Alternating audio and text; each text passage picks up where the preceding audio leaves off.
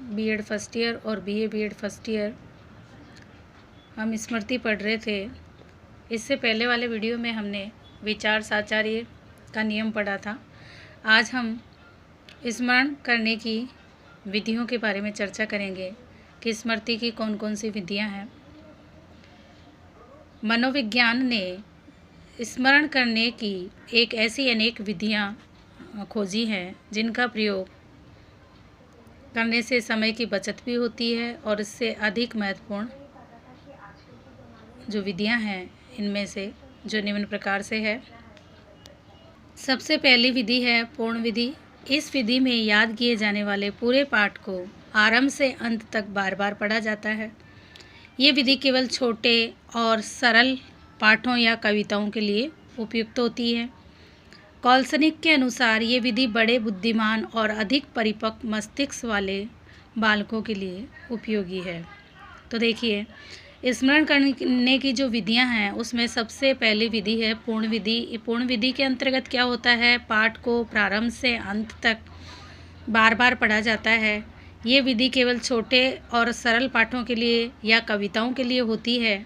और कॉल्सनिक के अनुसार ये विधि बड़े बुद्धिमान और अधिक जो परिपक्व मस्तिष्क वाले व्यक्ति होते हैं उनके लिए, व्यक्ति या बालक होते हैं उनके लिए उपयोगी होती है। दूसरी है खंड विधि। इस विधि में याद किए जाने वाले पाठ को कई खंडों में बांट दिया जाता है। इसके बाद उन खंडों को एक एक करके याद किया जाता है। इस विधि का दोष यह है कि आगे के खंड याद होते जाते हैं और पीछे के जो खंड हैं उनको भूलते जाते हैं। तो कॉल्सनिक का विचार है कि ये विधि छोटे, कम बुद्धिमान और साधारण बालकों के लिए उपयोगी है। तो खंड विधि में क्या होता है कि पाठ को खंडों में बांट लिया जाता है और उन खंडों को एक एक करके याद किया जाता है। इस विधि में दोष ये क्या बताया गया है कि जब हम खंडों में पाठ को बांट लेते हैं तो खंडों में बांटकर पढ़ते हैं, तो एक एक खंड को पढ़ते हैं, तो इसमें दोष ये आ जाता है कि जब हम आगे के खंड याद करते हैं तो हम पीछे के खंडों को भूल जाते हैं। तो कॉल्सनिक ने कहा है कि ये विधि जो है वो छोटे, कम बुद्धिमान और साधारण बालकों के लिए उपयोगी मानी गई है। तीसरी विधि है विस्तृत विधि। इस विधि में पूर्ण और खंड विधियों का साथ साथ प्रयोग किया जाता है। इस विधि में पूर्ण तथा खंड विधि का इस विधि में पूर्ण और खंड विधियों का साथ साथ प्रयोग किया जाता है। इसमें पहले पूरे पाठ को आरंभ से अंत तक पढ़ा जाता है, फिर उसे खंडों में बांटकर उनको याद किया जाता है। अतः अंत में क्या होता है, पूरे पाठ को आरंभ से अंत तक फिर पढ़ा जाता है। इस विधि की कुछ सीमा तक पूर्ण और खंड विधियों से अच्छी है। तो मिश्रित विधि क्या होती है कि इस विधि में पहले तो खंड विधियों का पूर्ण और खंड विधि दोनों का साथ साथ प्रयोग किया जाता है। पहले पूरे पाठ को अंत तक पढ़ा जाता है, फिर खंडों में बांटकर याद किया जाता है। अंत में पूरे पाठ को आरंभ से अंत तक पढ़ा जाता है। तो ये विधि कुछ सीमा तक पूर्ण और खंड विधियों से अच्छी है। फिर चौथी है प्रगतिशील विधि। इस विधि में पाठ को अनेक खंडों में विभाजित कर दिया जाता है। सर्वप्रथम पहले खंड को याद किया जाता है, उसके बाद पहले और दूसरे खंड को साथ साथ याद किया जाता है, फिर दूसरे और तीसरे खंड को याद किया जाता है। इस प्रकार जैसे जैसे श्रवण करने के कार्य में प्रकृति होती जाती है वैसे वैसे एक नया खंड जोड़ दिया जाता है। इस विधि का दोष यह है कि इसमें पहला खंड सबसे अधिक स्मरण किया जाता है और उसके बाद के क्रमशः कम। तो देखिए, प्रगतिशील विधि है। इसमें क्या होता है, इस विधि में पाठ को अनेक खंडों में बांट दिया जाता है। सर्वप्रथम पहले खंड को याद किया जाता है और उसके बाद दूसरे खंड के साथ साथ पहले को भी याद किया जाता है, फिर पहले और दूसरे तीसरे खंड को याद किया जाता है। इस प्रकार जैसे जैसे स्मरण का कार्य प्रकृति पे होता है खंडों को जोड़ दिया जाता है। इस विधि का दोष क्या है कि इसमें पहला खंड सबसे अधिक स्मरण होता है, उसके बाद क्रमशः कम हो जाते हैं। फिर है अंतरयुक्त विधि। इस विधि में पाठ को थोड़े थोड़े अंतर व समय के बाद याद किया जाता है। यानी इस विधि में पाठ को थोड़े थोड़े अंतर व समय के बाद याद किया जाता है। यह अंतर 1 मिनट का भी हो सकता है और 24 घंटे का भी। ये विधि स्थायी स्मृति के लिए अति उत्तम है वुडवर्थ का मत है कि अंतरयुक्त विधि से स्मरण करने में सर्वोत्तम परिणाम प्राप्त होता है। तो अंतरयुक्त विधि है, इस विधि में क्या है कि इस विधि को पाठ थोड़े थोड़े अंतर के समय में याद किया जाता है। ये अंतर 1 मिनट का भी हो सकता है और 24 घंटे का भी। ये विधि स्थायी स्मृति के लिए उत्तम है। इसके लिए वुडवर्थ है, उन्होंने कहा है कि अंतरयुक्त विधि से स्मरण करने में सर्वोत्तम परिणाम प्राप्त होता है। उसके बाद है अंतरहीन विधि। इस विधि में पाठ को स्मरण करने के लिए समय में अंतर नहीं किया जाता। ये विधि अंतरयुक्त विधि की उल्टी है, इसमें उससे अधिक प्रभावशाली है और उसमें उससे अधिक प्रभावशाली है, यानी कि यह अंतरयुक्त विधि की उल्टी है, अंतरहीन विधि। और इसमें क्या होता है, इस विधि को स्मरण करने में अंतर नहीं किया जाता और ये अधिक प्रभावशाली है किससे, अंतरयुक्त विधि से। फिर है सक्रिय विधि। सक्रिय विधि के अंतर्गत इस विधि में स्मरण किए जाने वाले पाठ को बोल बोल कर याद किया जाता है।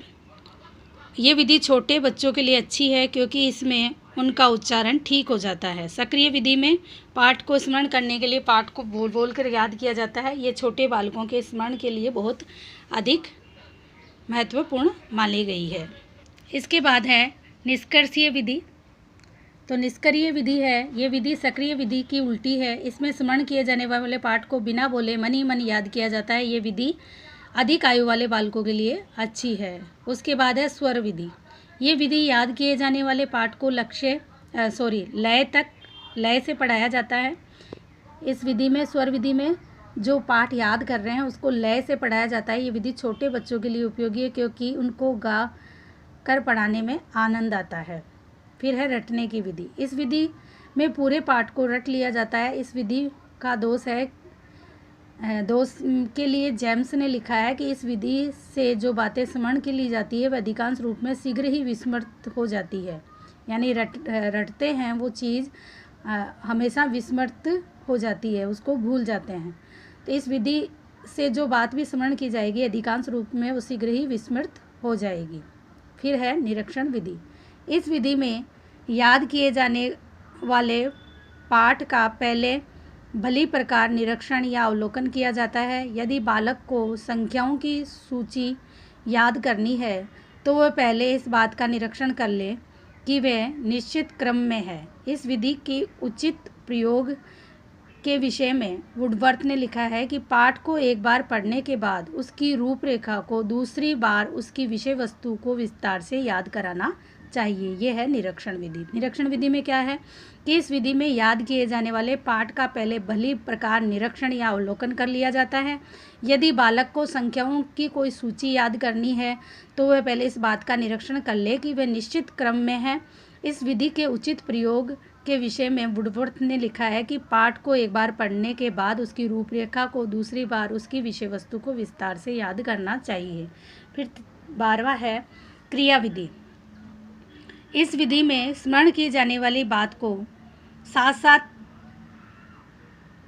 किया भी जाता है। इस विधि में स्मरण की जाने वाली बात को साथ साथ किया भी जाता है। ये विधि बालकों की अनेक ज्ञानेंद्रियों को एक साथ सक्रिय रखती है, अतः उसे पाठ सरलता और शीघ्रता से स्मरण हो जाता है क्रिया विधि में। क्योंकि क्रिया विधि में बालक है वो क्या रहता है, पूर्णतः सक्रिय रहता है। विचार साचार्य विधि। इस विधि में स्मरण की जाने वाली बातों का ज्ञान या ज्ञान बातों से भिन्न प्रकार से संबंध स्थापित कर लिया जाता है। ऐसा करने से स्मरण शीघ्रता से होता है और स्मरण की हुई बात बहुत समय तक याद रहती है। विचार साचार्य विधि में क्या है कि स्मरण की जाने वाली बात का ज्ञान बातों से भिन्न प्रकार से संबंध स्थापित कर लिया जाता है। ऐसा करने से स्मरण शीघ्रता से हो जाता है और स्मरण की हुई बात बहुत समय तक याद रहती है। इसके लिए जेम्स ने अपना विचार दिया है कि विचार साचार्य उत्तम चिंतन द्वारा उत्तम स्मरण की विधि है। अगली है साभिप्राय स्मरण विधि। पाठ को याद करने के लिए चाहे जिस विधि का प्रयोग किया जाए पर यदि बालक उसको याद करने का संकल्प या निश्चय नहीं करता तो उसको पूर्ण सफलता नहीं मिलती। यानी पाठ को याद करने के लिए चाहे इस विधि का प्रयोग किया जाए, यदि बालक उसको याद करने का संकल्प या निश्चय नहीं करता तब तक उसको सफलता नहीं मिलती। वुडवर्थ ने कहा है, यदि कोई भी बात याद की जानी है तो याद करने का निश्चय आवश्यक होना चाहिए, जिससे कि बालक को वो चीज़ अच्छी तरह से याद हो जाए। तो ये हमारे स्मरण करने की जो विधियां हैं, ये मैंने आपको 14 प्रकार की विधियां बताई है। पूर्ण विधि, खंड विधि, मिश्रित विधि, प्रगतिशील विधि, अंतरयुक्त विधि, अंतर्वहीन विधि, सक्रिय विधि, निष्क्रिय विधि, स्वर विधि, रटने की विधि, निरीक्षण विधि, क्रिया विधि, विचार साचार्य की विधि और साअभिप्राय स्मरण विधि। तो ये जो स्मरण करने की विधियां थी वो मैंने आपको बताई है। आशा करती हूँ आपको समझ में आई होगी। धन्यवाद।